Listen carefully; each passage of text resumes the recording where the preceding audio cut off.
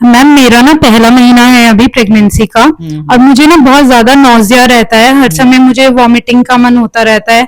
तो अगर इसमें मैं कुछ खाऊंगी नहीं तो फिर उससे मेरे बच्चे की ग्रोथ पे कुछ इफेक्ट तो नहीं आएगा? क्योंकि मेरी एक फ्रेंड है, उनका बेबी का ग्रोथ बहुत स्लो है और बहुत वो वीक है बच्चा। तो अगर मैं ना खाऊं तो इसका कुछ इफेक्ट तो नहीं है? हाँ, ये बहुत इम्पोर्टेंट सवाल है, क्योंकि अक्सर जिनको भी पहली प्रेगनेंसी होती है या कई बार दूसरी प्रेगनेंसी में भी पहले 3 महीने में नौजिया होना नॉर्मल बात है, क्योंकि उस टाइम पे आपका बीटा एचसीजी हार्मोन बड़ी स्पीडीली बढ़ रहा होता है। इस कारण से ये सारे सिम्टम आते हैं।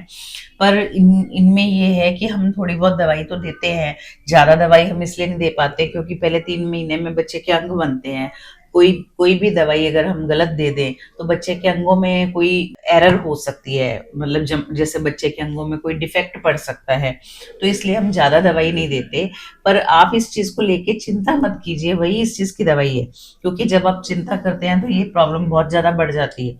जो बच्चे की ग्रोथ है वो पहले 3 महीने में माँ की ग्रोथ से ताल्लुक नहीं रखती। जिस लेडी को ज्यादा नौजिया होता है उसका बच्चा उतना ही स्वस्थ होता है। ठीक है, तो इसलिए पहले 3 महीने की जो ये तकलीफ है इसको आप स्वीकारो कि कोई बात नहीं, ऐसा तो सबके साथ होता है, इसमें क्या हुआ। तो फिर तो आपका टाइम ठीक निकल जाएगा, नहीं तो फिर आप टेंशन में रहोगे।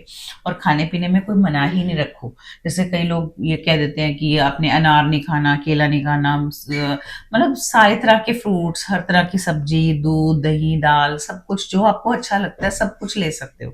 और सबसे जो बेस्ट चीजें हैं प्रेगनेंसी में जिनको हम बोलते हैं कि सुपर फूड्स, तो उसमें जैसे हरे मटर, ताजे मटर, और पनीर, और लस्सी, और चने। काले चने तो बहुत ही बढ़िया है, क्योंकि काले चने बहुत ज्यादा प्रोटीन का सोर्स है। और अगर आप अंडा मांस खा सकते हो तो वो भी खाना चाहिए।